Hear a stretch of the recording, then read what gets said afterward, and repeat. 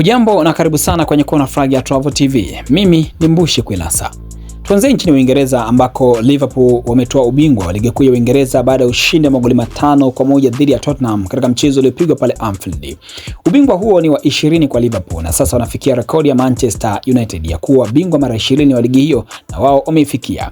Lakini katika ubingwa huu ambao wametoa jana, kocha Arne Slot wa klabu hiyo ametengeneza rekodi ya aina yake akiwa ni miongoni mwa makocha ambao walifika tu katika msimu wao wa kwanza katika ligi kuu ya Uingereza na kutoa taji la ligi hiyo.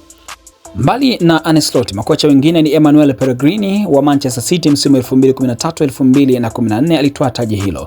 Lakini kocha mwingine ni kocha Antonio Conte msimu 2016-2017 akiwa na kikosi cha Chelsea FC The Blues akitoa ubingwa huo. Kocha mwingine ni Carlo Ancelotti akiwa na kikosi cha Chelsea msimu 2009-2010 akitoa taji la ligi kuu ya Uingereza ikiwa ni msimu wake wa kwanza tangu alipotua viunga wa Stamford Bridge. Kocha mwingine ni Jose Mourinho akiwa na kikosi cha Chelsea msimu 2004-2005 akitoa taji lake la kwanza baada ya kujiunga na kikosi cha Chelsea. Hii ni Corner Flag ya Travel TV. Mimi ni Mbushi Kwilasa. Tuandikie maoni yako na sisi tutayazingatia. Asante na kwaheri.